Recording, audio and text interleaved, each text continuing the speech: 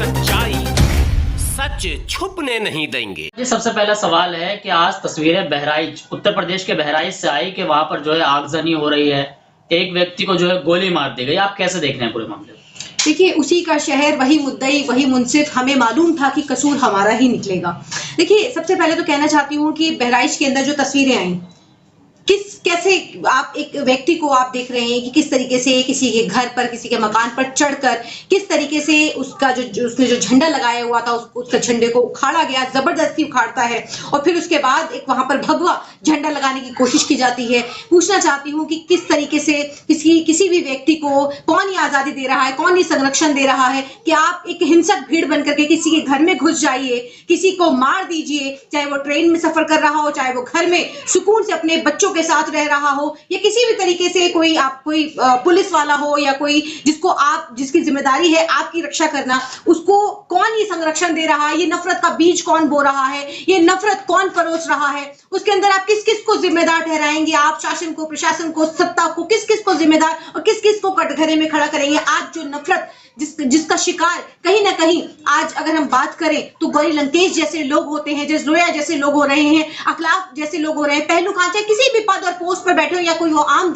नागरिक हो, आम जनता हो, किस तरीके से उस नफरत का शिकार हो रहे हैं। अखलाक की बात करें, पहलू खान की बात करें, ये तमाम मैं नरगिस बानो का जिक्र करना चाहूंगी जो गुजरात दंगों के अंदर गोधरा कांड हम याद करते हैं। किस तरीके से इन सभी लोगों की जब तस्वीरें सामने आती हैं तो वो मंजर सामने आता है कि किस तरीके से ये पूरा सुनियोजित तरीके से ये दंगा परोसने की, दंगा फैलाने की कोशिश की जाती है। कौन लोग हैं, ये किस तरीके से ये 2014 से लगातार ये जो नफरत परोसी जा रही है और हम पिछले 10 सालों से इस नफरत को हम महसूस कर रहे हैं। इस दंगे, ये जो दंगे हो रहे हैं वो ये यूं ही नहीं हो रहे दंगे, जाहिर है इसको भड़काने के लिए नफरत परोसी जा रही है। किसी सूबे का मुख्यमंत्री जब ये कहता है कि कटोगे तो बटोगे, जब इस तरीके की बात की जाती है तो फिर किस तरीके से, किस सत्ता से, किस सरकार से आप उम्मीद करेंगे कि अमन और चैन किसी भी सूबे में कायम हो सकता है? जिस तरीके से हम देख रहे हैं कि हिंदू और मुसलमान करके बहराइच की अगर हम बात करें तो बहराइच के अंदर किस तरीके से एक व्यक्ति किसी के घर में घुसता है, पूरी भीड़ उसको समर्थन देती है,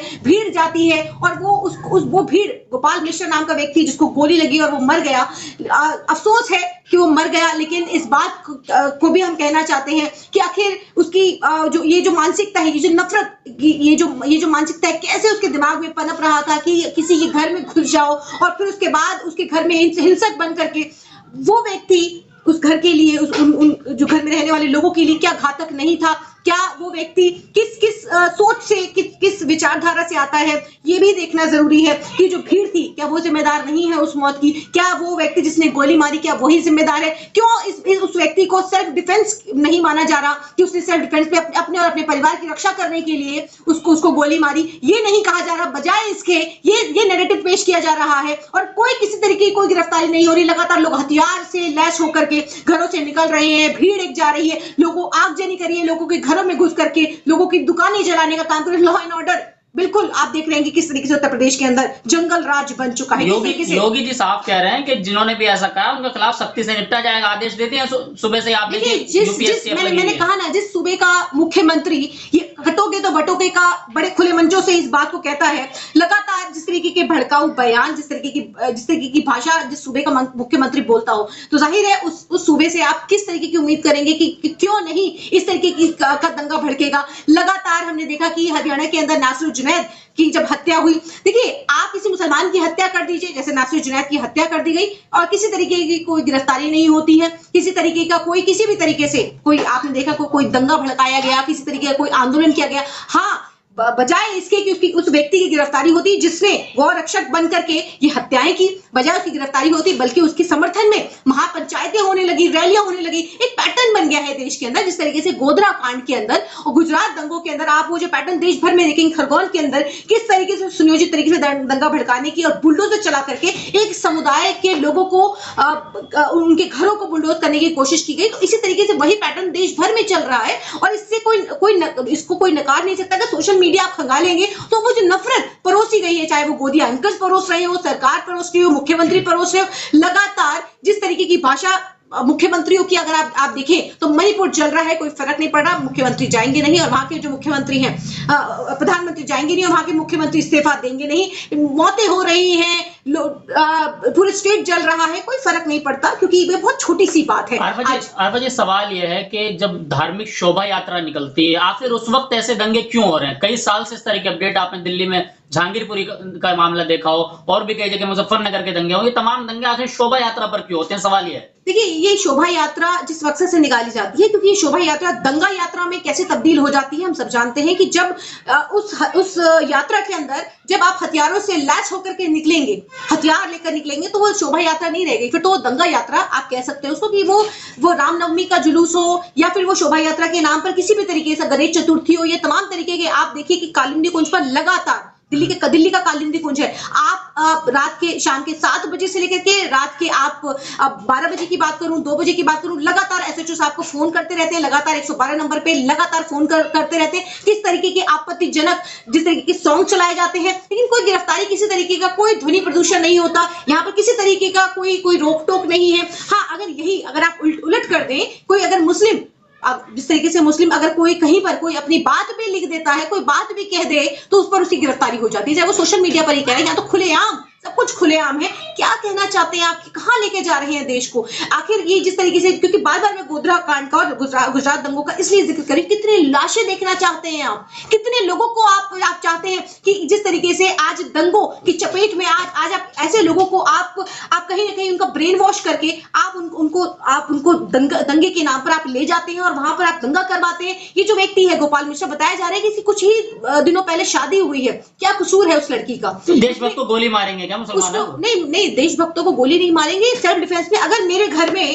घर में कोई हिंसक भीड़ घुस जाएगी, क्या करूंगी? इंतजार करूंगी कि मेरा पड़ोसी आएगा मुझे बचाने के लिए, या इंतजार करूंगी कि वो मुझे मार दे, मेरे बच्चों को मार दे, उनका कत्ल कर दे? मैं इस बात का इंतजार करूंगी, 112 नंबर पर फोन करूंगी? आखिर मुझे क्या करना चाहिए?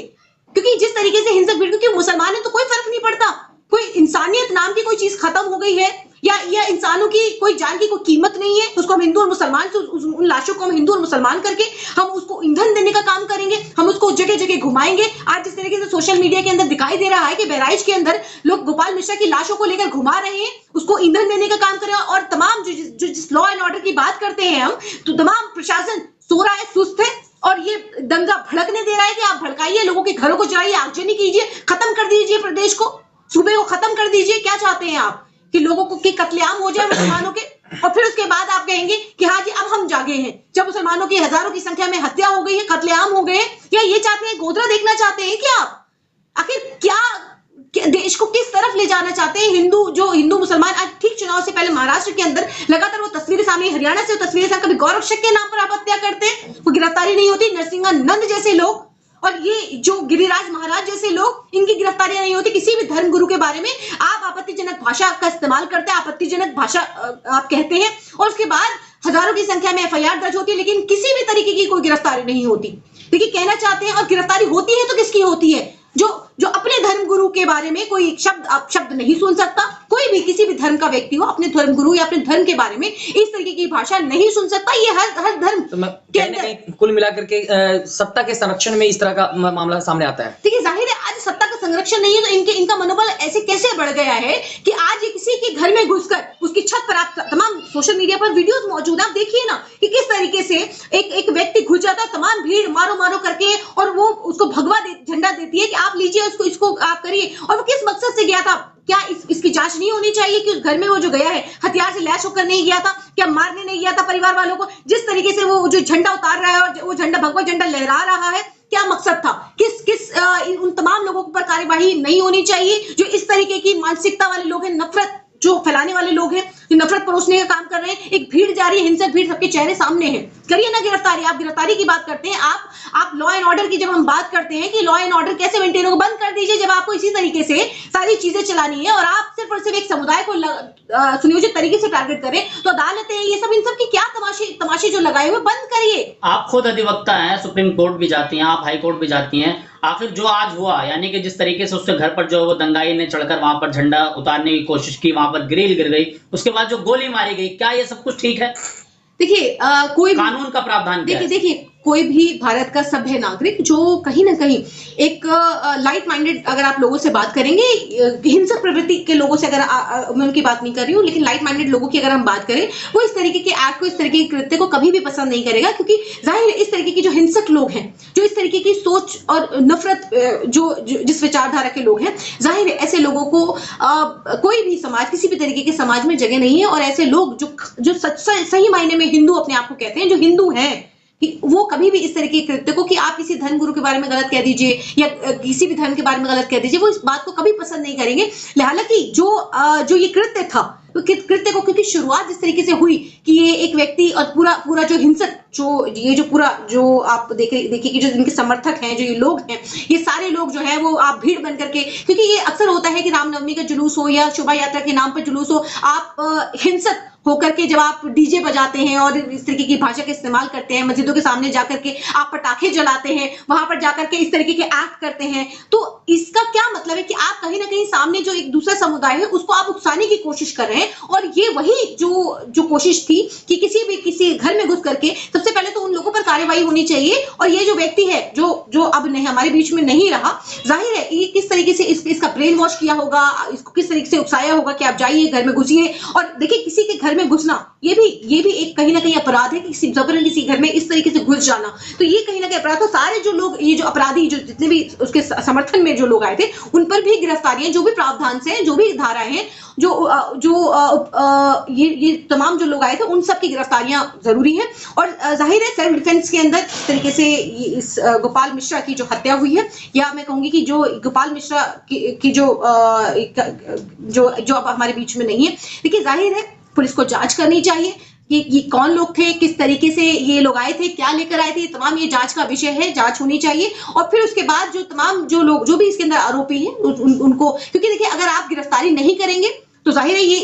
एक जिस तरीके से दंगा भड़काने की कोशिश हो रही है, जिस तरीके से हम देख रहे हैं कि पूरे सूबे को, पूरे उत्तर प्रदेश को, और बहराइच के जो हालात हैं, तमाम वहां पे नेटवर्क्स वगैरह सब बंद कर दिए गए हैं, जो इंटरनेट सेवाएं बंद कर दी गई हैं। लेकिन इससे क्या होगा, लगातार लोग वहां से निकल रहे हैं, बड़ी तादाद में हिंदुओं को, आप कई ऐसे लोग हैं जो नेतागिरी उसके अंदर कर रहे हैं, कई ऐसे लोग हैं जो वहां पर दंगा भड़काने की कोशिश कर रहे हैं, उन लोगों पर भी सख्ती बरतने की जरूरत है। और मैं उम्मीद करती हूँ उत्तर प्रदेश के मुख्यमंत्री से, वहां के तमाम प्रशासन से और तमाम मुसलमानों से भी अपील करना चाहती हूँ, देखिए लॉ एंड ऑर्डर अगर मेंटेन होगा, लॉ एंड ऑर्डर बचेगा वहां पर, तो फिर शायद कोई भी, अगर आप सोचते हैं कि सिर्फ मुसलमानों के ऊपर ये सब गाज गिरने वाली है, तो मैं कहना चाहती हूँ कि इसकी चपेट में जब दंगा होता है तो सभी लोग आते हैं।